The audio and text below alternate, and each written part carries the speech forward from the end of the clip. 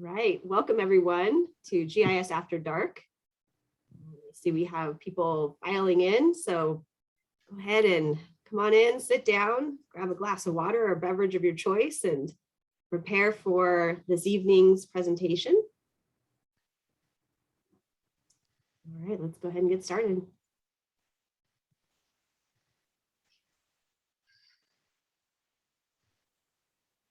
Okay. So this series is hosted by the Johns Hopkins University AAP Geographic Information Systems Programs. My name is Dr. Cassandra Hansen, and I'm the program coordinator for GIS and the Environmental Science and Policy program. So we designed this speaker series to highlight the amazing work that folks are doing in the GIS industry. And so we're bringing in professionals from all across the world. We're peppering in Hopkins alumni, Hopkins students, to highlight their work that they're doing out in the field. And so before I get started with tonight's speakers, I'm just curious, who are you? Where are you coming from? And what is your GIS background? So a couple things here. We have a poll that just popped up on your screen.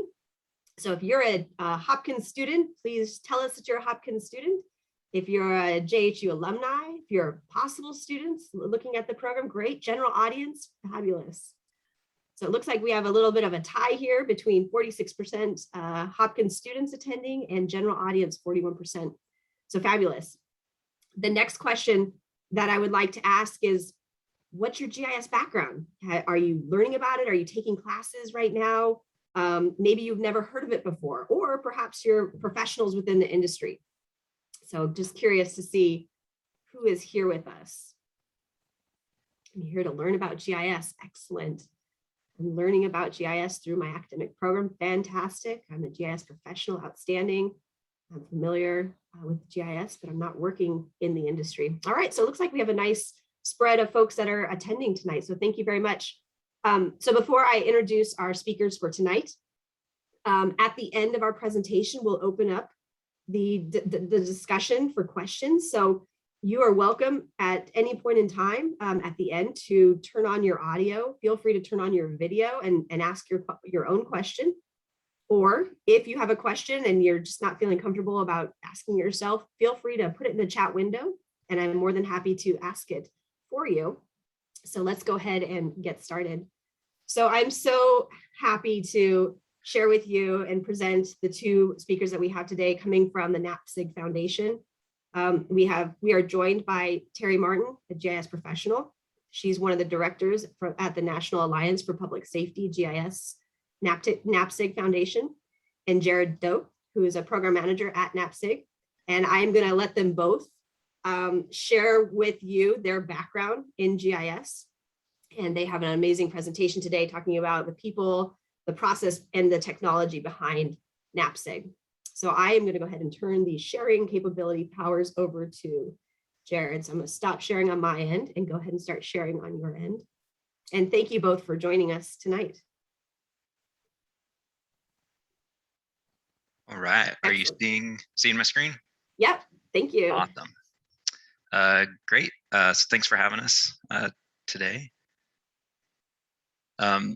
So yeah, I'm Jared Doke. I am originally from Western Kansas, and I was a firefighter EMT at a small combination department outside of Topeka for a number of years, and I eventually got my master's degree in geography with an emphasis in GIS from the University of Kansas.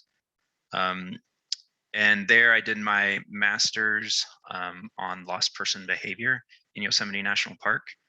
And I continued being a firefighter for a few years, and then I moved and I started working as a contractor for the National Park Service. And with that job, I traveled the country and went from park to park doing wildfire risk assessments, and did a lot of GIS with that.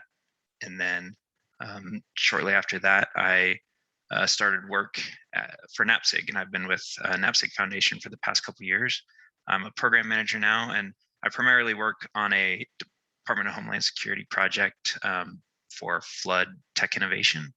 And I've spent probably about the past 10 years doing search and rescue GIS. And I was thinking about it, Cassie, I think we first met in 2014. You hosted us at Dunsmuir every year we'd have a SAR GIS conference, and we had it at Dunsmuir that year, and so we've been at Search and Rescue GIS for a little while now. I'll turn over to Tari. You can introduce yourself.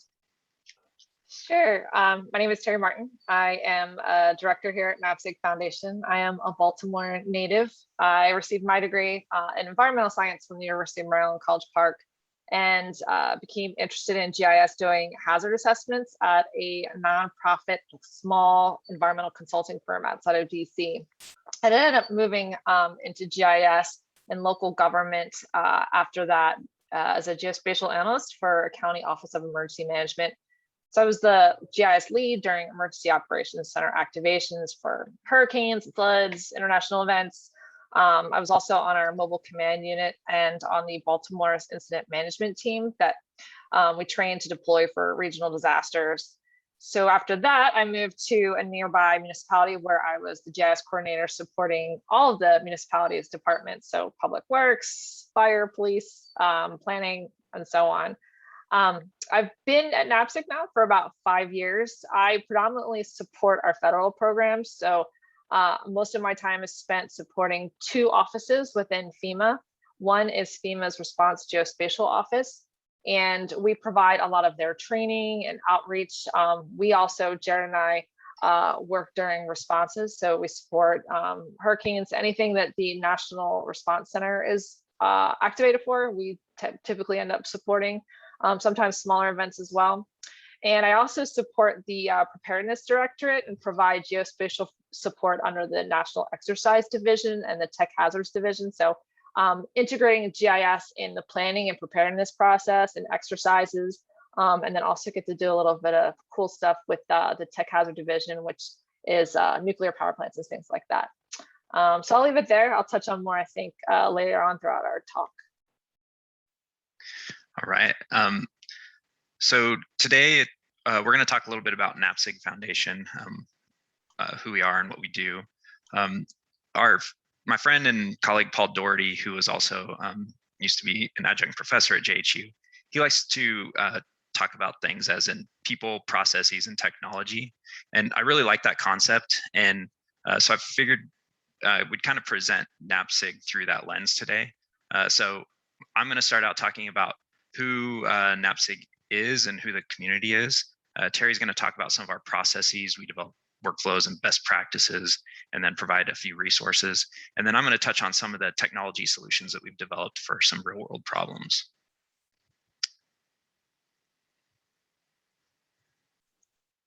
Great. So we did think it would be helpful to kind of just introduce who NAPSG is, assuming that maybe you haven't heard of us. Just provide a little bit of a brief background and to give some context on the work that Jared and I are going to speak to in more detail. So briefly, the National Alliance for Public Safety GIS Foundation is a 501c3 nonprofit. We have a national network of over 20,000 members. That's both public safety and GIS practitioners alike, representing all levels of government, the private sector, and academia.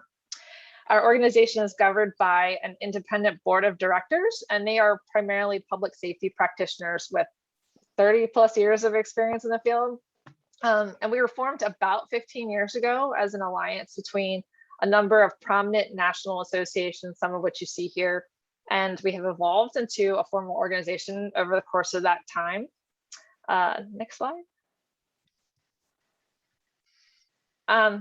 Is this for me too, Jared? I couldn't remember. Yeah, yep, okay. That's you. So our vision as an organization is really to build a nation of emergency responders and leaders equipped with knowledge and skills in applying technology and data to change the outcome of survivors, and really working towards a more resilient nation.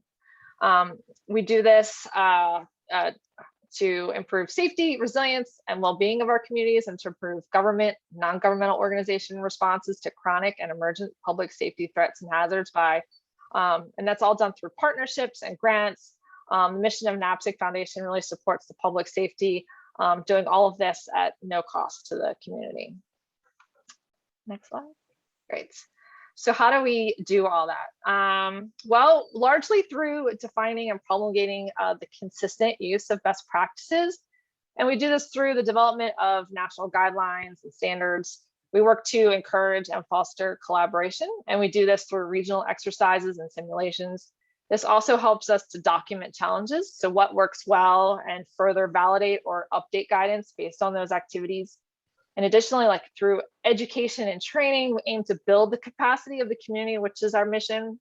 And finally, we work to transfer that knowledge and skills to the community, and we do this in many ways. So whether it's videos and written tutorials or toolkits or technical support, our hope is that we can build the community's capacity during blue skies, but we often do end up supporting during gray skies as well.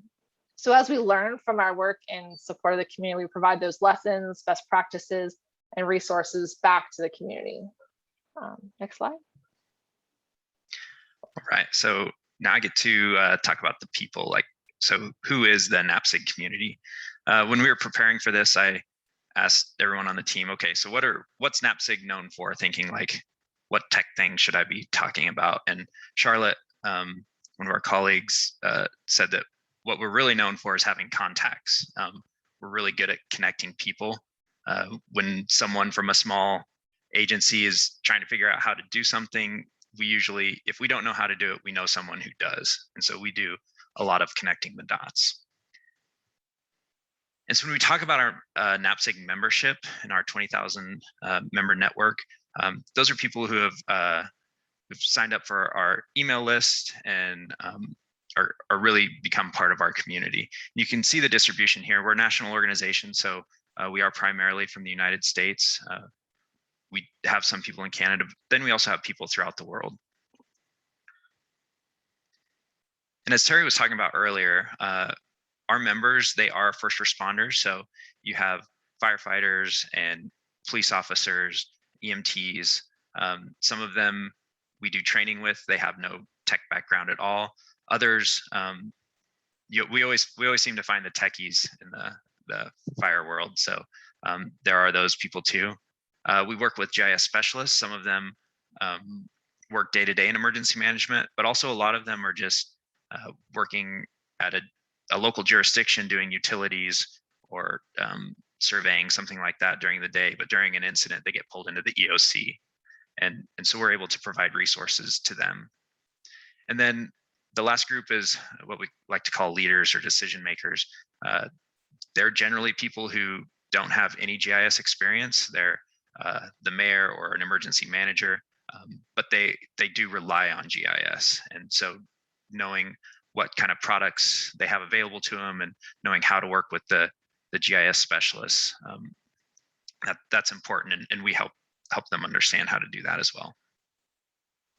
Also wanted to mention some of our main partners we work with.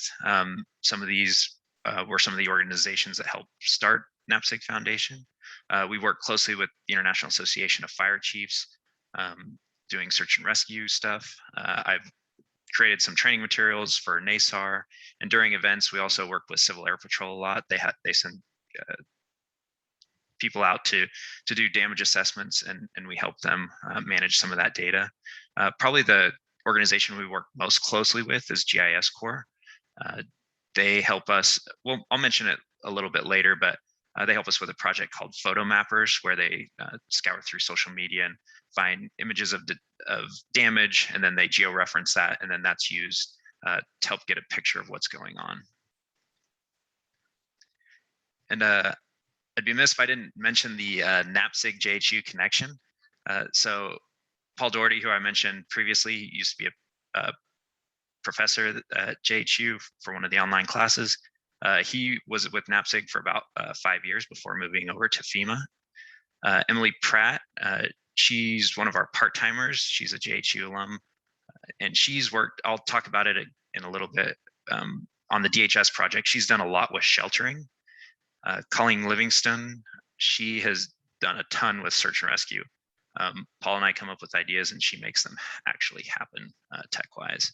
And then finally, John Alawalia, he came on as a volunteer recently and was able to do a couple projects we threw his way. And he was kind of the guinea pig for formalizing our volunteer network. So we're in our infant stages of it. if you guys are interested in some of the stuff we're talking about today, we're hoping after the first of the year to kind of start rolling out kind of classes of volunteers, bring them on. We're hoping to provide some real world experience in public safety GIS. As we were talking before we started recording, we always have a lot of, oh, that would be cool to do type of projects, but we never have time to do them. So we kind of have this backlog that we'd like to just kind of throw at people and say, what can you do with this? In turn, it helped you build your professional network. And also we're hoping to provide some valuable training opportunities as well. So if you're interested, stay tuned. Hopefully we'll be bringing on more people soon. And then wanted to talk about, we're a remote organization, so everyone, we're small, we have about 10 people on staff and we all work remotely across the country. But every year we host Inspire, the Innovative Summit for Preparedness and Resilience.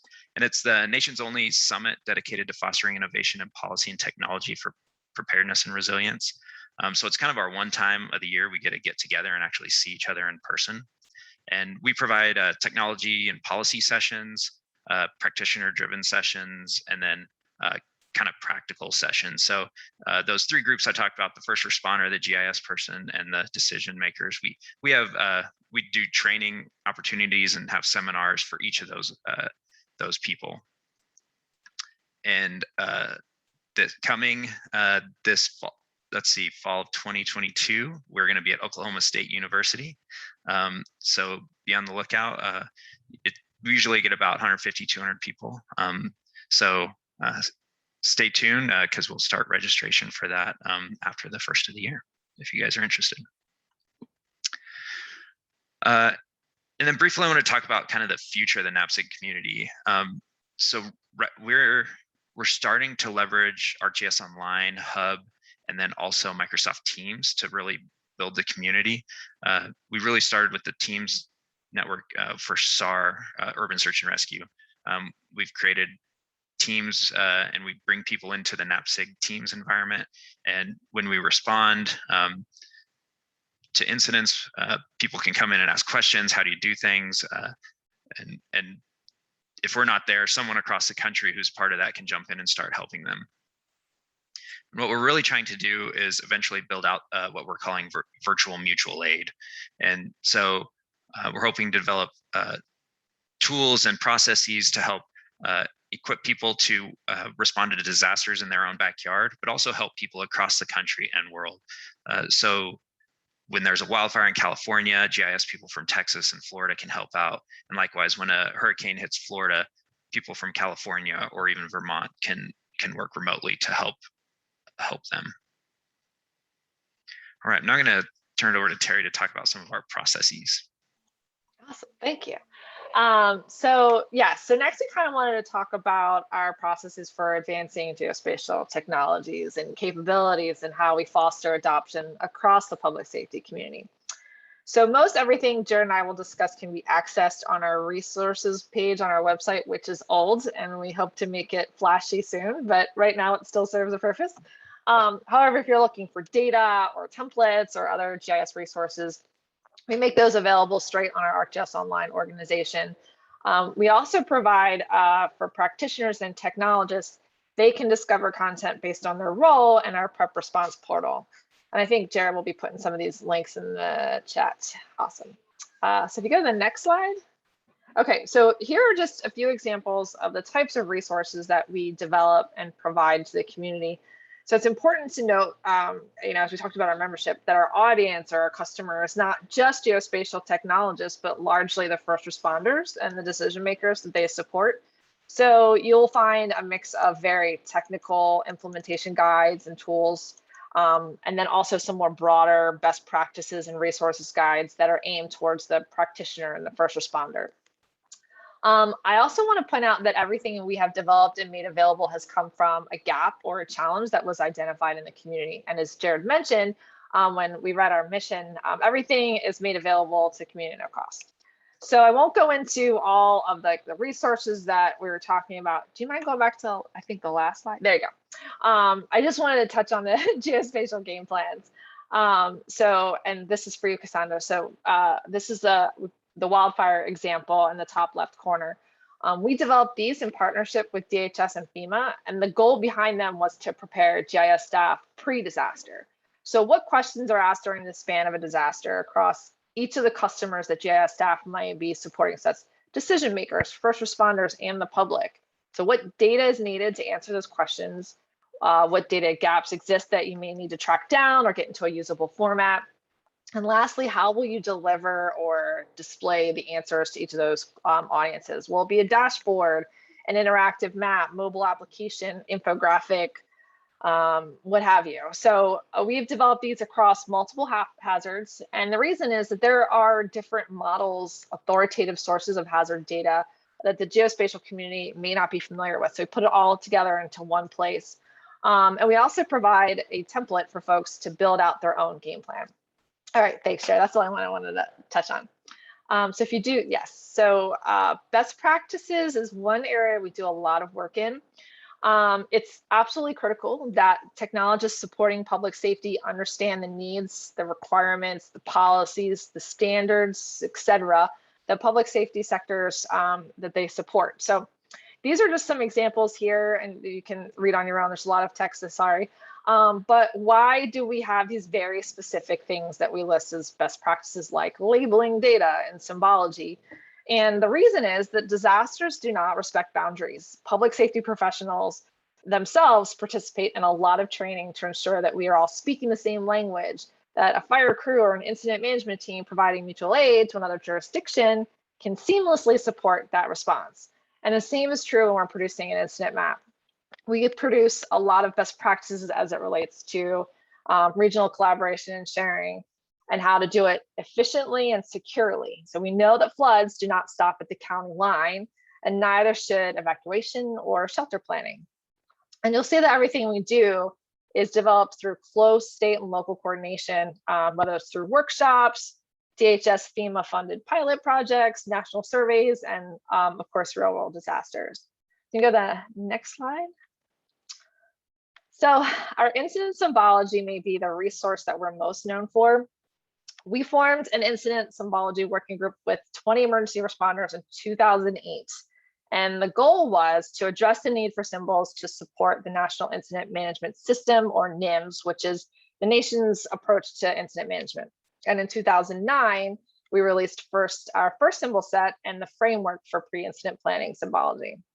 So if you go, actually go back, sorry. I was just the real world problem, this is kind of in this picture at the bottom right, was this need for a consistent way to symbolize incident data. So this kind of highlights some previous inconsistencies. So how do you know if a police car or a medical icon are a fixed facility, like a station or a hospital, or if it's a responding unit?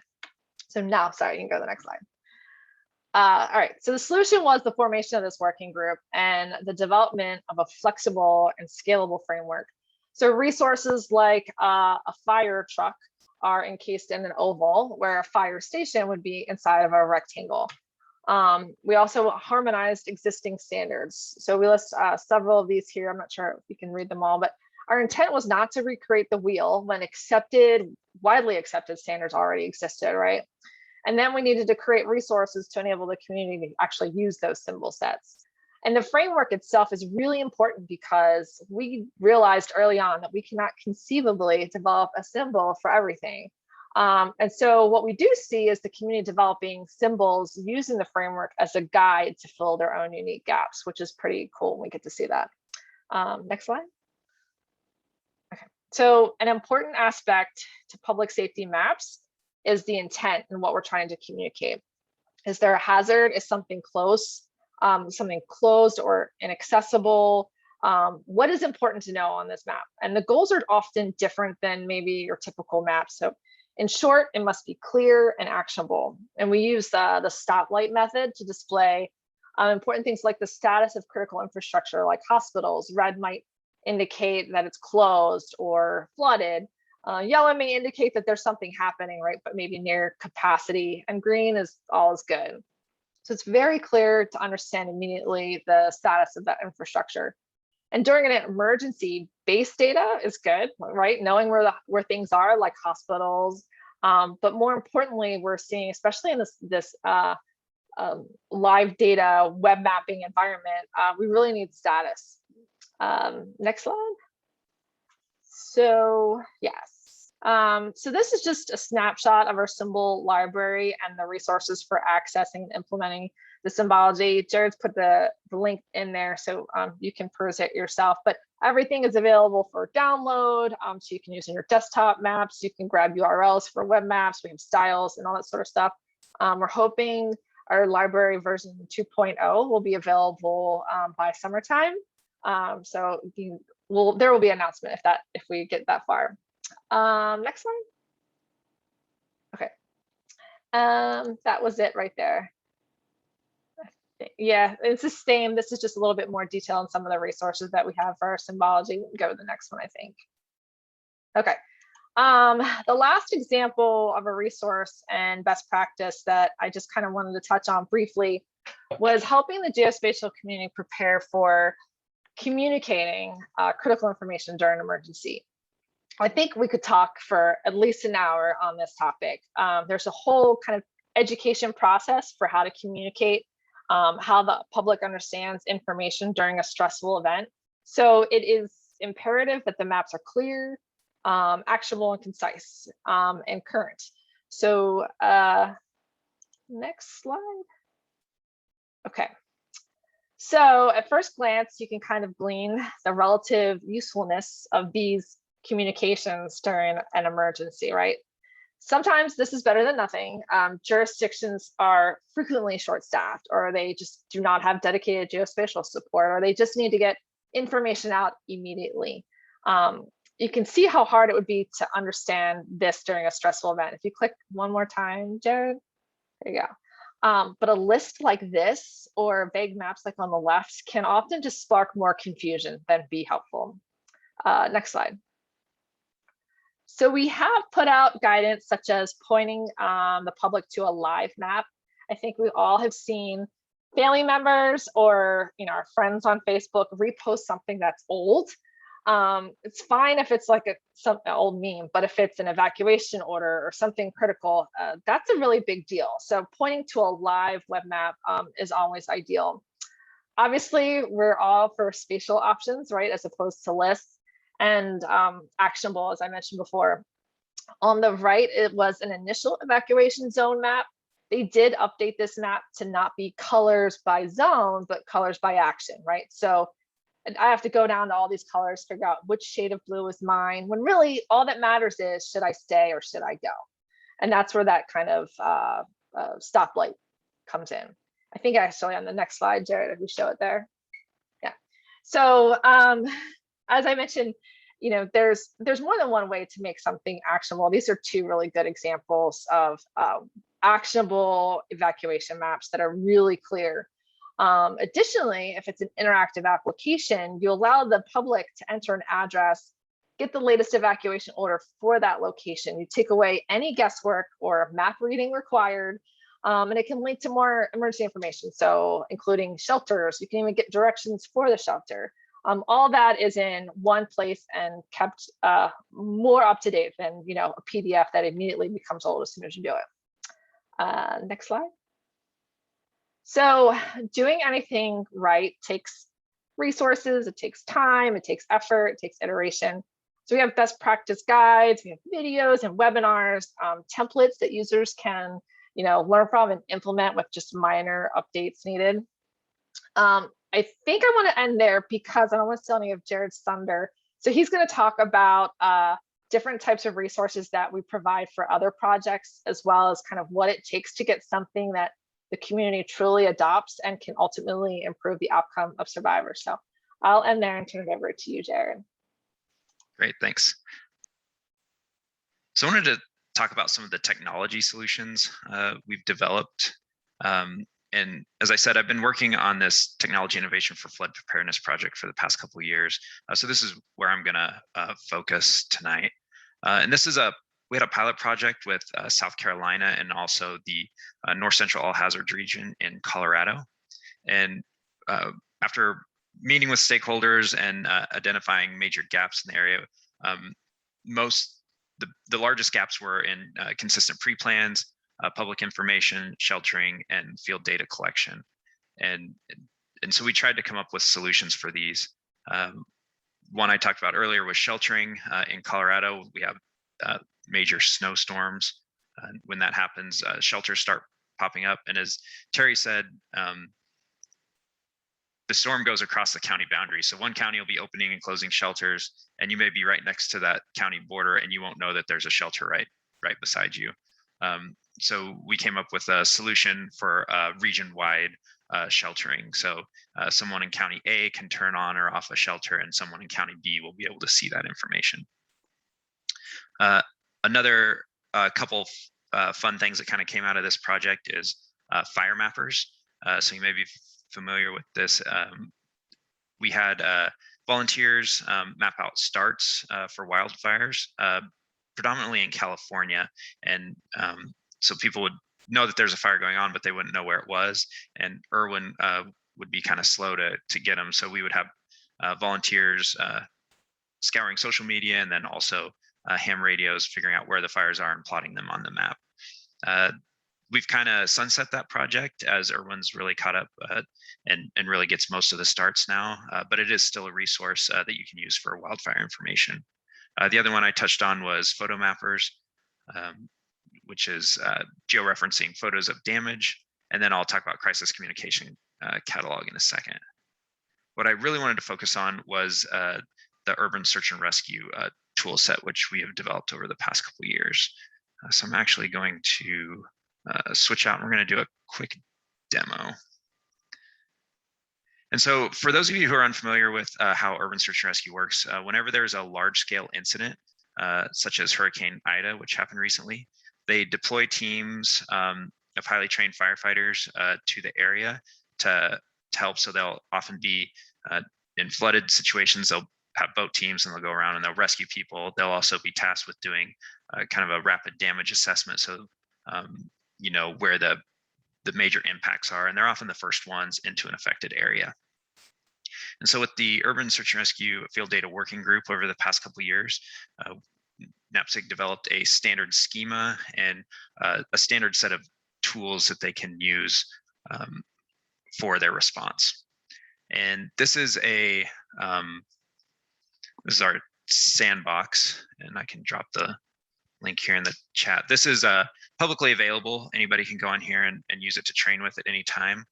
Currently, Missouri Task Force 1 is doing an exercise over the next couple of days.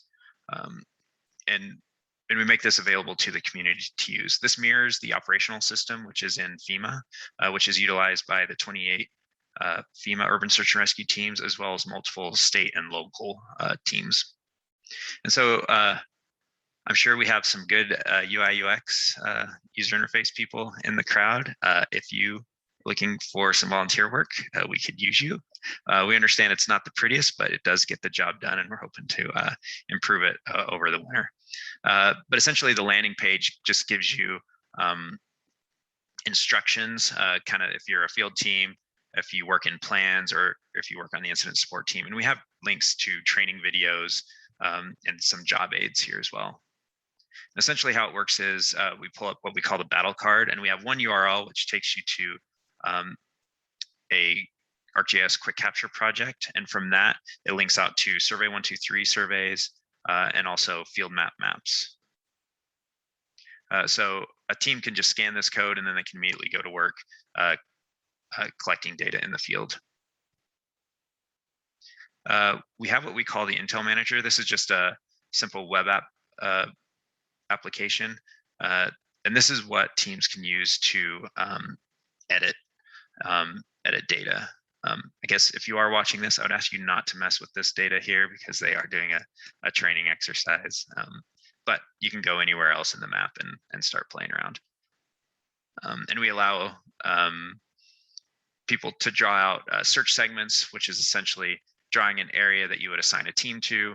And then the tracks like these show up here from your quick capture project as teams are in the field. And then as people collect data with either quick capture or survey 123, it comes in near real time. And you can see make edits to the data here. We also have a couple different dashboards that we use. This one we call the tactical dashboard. So this is really at the task force level. So you have a group of people out in the field working, and then you have a couple of people back in the base of operations monitoring as they go about their work. And we have a couple arcade scripts that flag these as if they're red, they need follow-up. And if they're yellow, like this one, it means it's been assigned to somebody to go manage it. And we also have a couple links here to where take you out to the Intel manager or to survey 123 to make quick edits to the data if that needs to happen. So this is really at the tactical level, but there is a need to also have a dashboard for the strategic level. So this would be more for the governor or a mayor that just wants to know, how many people have we helped today? How many damage assessments have we done? How bad is it really out there? So this is what we call our strategic dashboard. And I realize that was a very quick overview, but feel free to poke around and play with it. If you go to the battle card and scan the app, we set these up so that you can use them without a login. So even if you don't have an ArcGIS Online account, you can get in and start playing with it.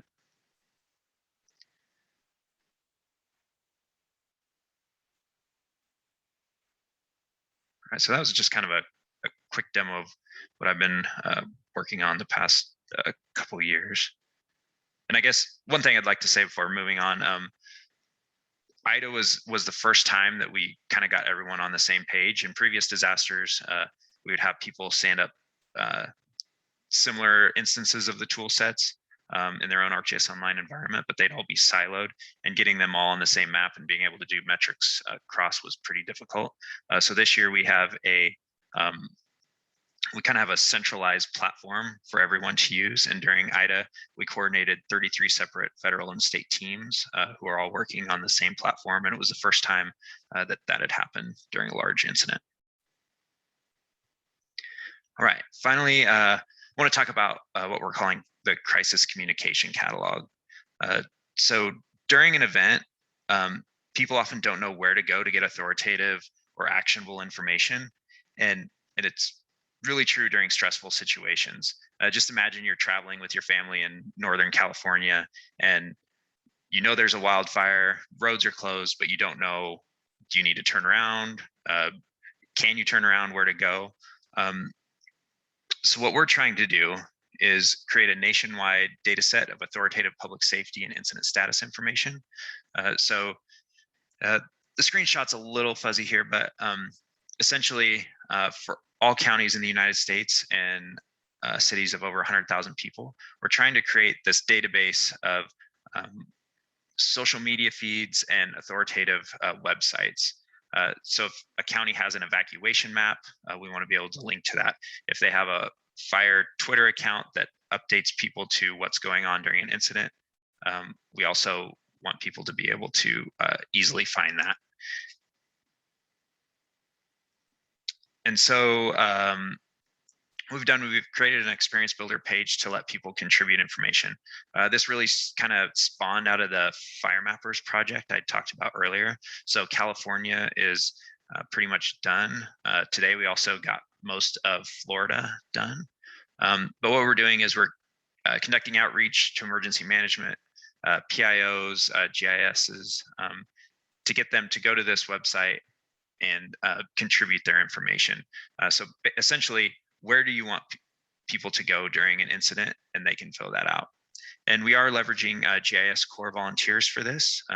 So an emergency manager or even the public can go input information.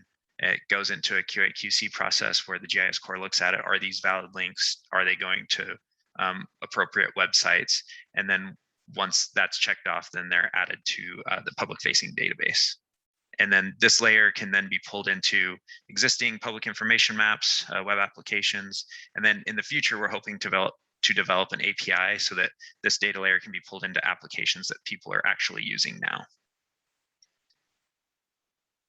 And so this is where I'm going to ask you guys for help. We are in the infant stages of this, and we'd like to turn the map green. So I know we have students from all over the country Internationally, we're hoping to go there eventually, but we're trying to get the US done first. So I'd encourage you to go on the link. We can drop the link in the chat here in just a second. But go do the county you live in or the city you live in, and you can fill out the information as best you can, and then we can QA/QC that and try to turn the map green. All right, that kind of wraps up our main talk. I just wanted to provide you guys with a couple resources. The NAPSG Foundation website, we are in the process of doing an overhaul on this, so we understand it. It may be a little difficult to navigate now, but everything we do is on there, but we are going to be updating that soon. I'd also encourage you, one thing that we keep up is an ArcGIS online group called All Hazards Core Information Needs Group. So we have a lot of layers in that group that you could use during an event, but also for preparedness. And that is open for anybody to join. So feel free to go to that link. Actually, I'll drop it in the chat now. And you guys can join that group and have access to all our layers. Also, I want to let you guys know that NAPSG Foundation hosts quite a few webinars, and you can sign up. You can actually, if you go to our homepage, you can join the community. Just name and email address. We don't sell your information, but it allows us to tell you when we are doing things. And our next webinar is going to be December 9th. And we're going to kind of talk about the state of NAPSG Foundation, talk about some of the things we've done a little bit in the past year as some of our solutions, and then kind of where we plan to go in the future. So I want to thank you for allowing us to come and share what we've been doing this evening.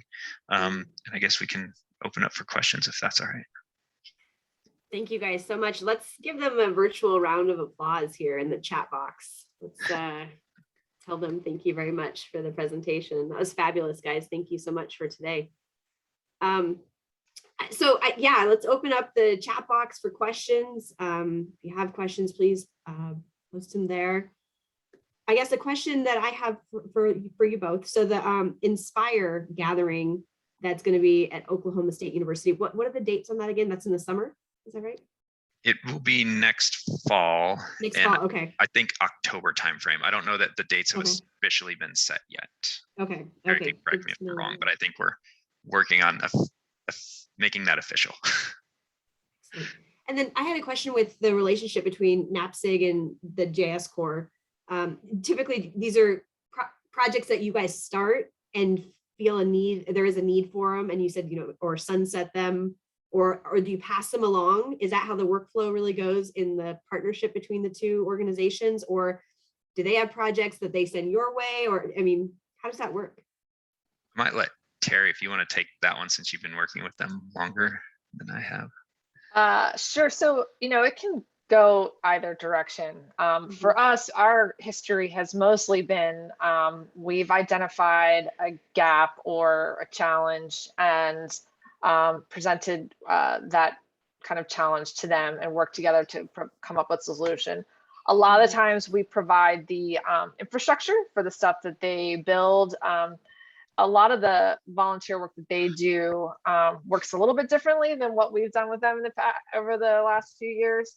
A lot of times they provide volunteers for specific efforts. A lot of our stuff has been more long-term. We do a lot of kind of liaisoning between GIS Core and agencies like FEMA.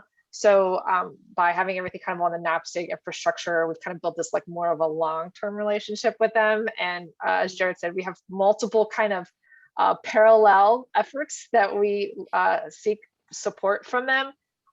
We are hoping that some of these, have incredible they're very popular. People really want these as resources available. So we're hoping that some of these things find a home, right? Because they're volunteers. They work really hard during disasters, sometimes for several days, which is amazing that they do what they do. But we're hoping that some of these things will find kind of a home, or maybe we'll get funding for to kind of continue on or pass funding on to them.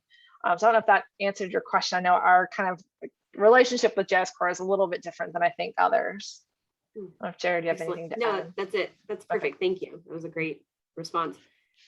So a question just came in from Scott Beasley, and I don't know if Scott, do you want to ask your question? We can go ahead and turn on your mic and you can ask it yourself.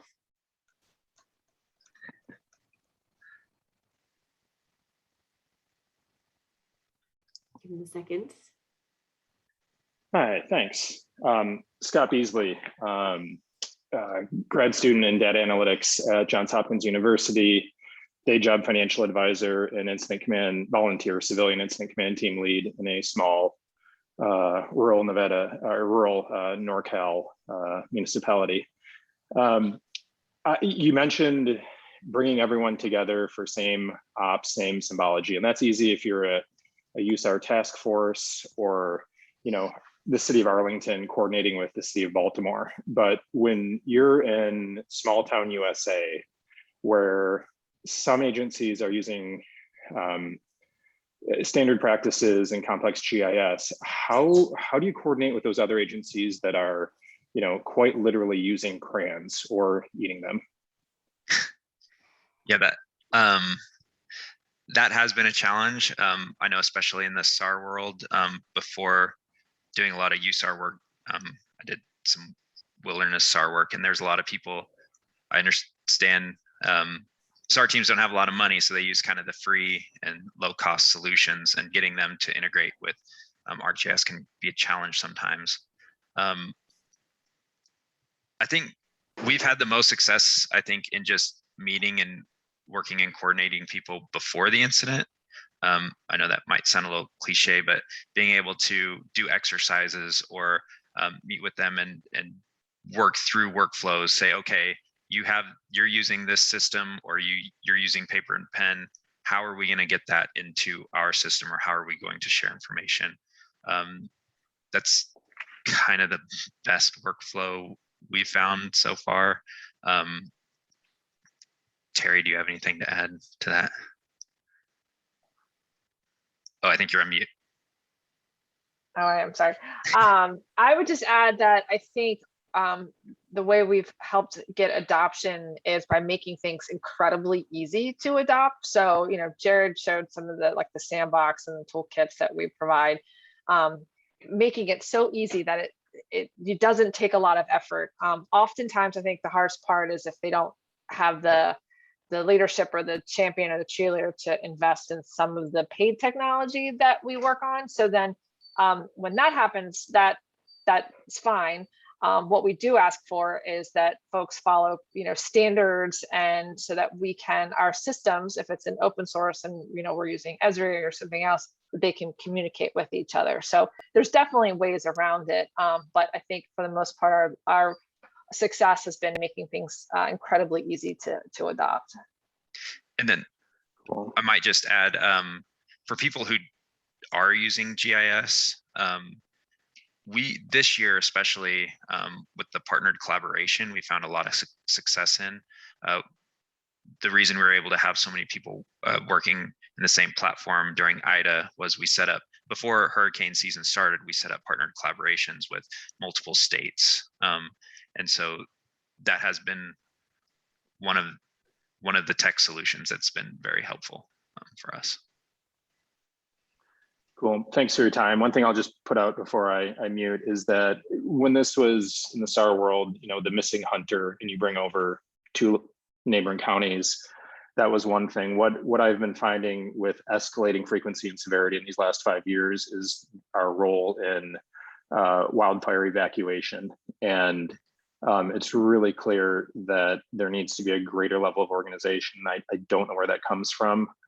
I'm definitely open to help and talk, but it has been an issue, and I guess I'll leave it at that. So thanks for your time. Yeah, thank you.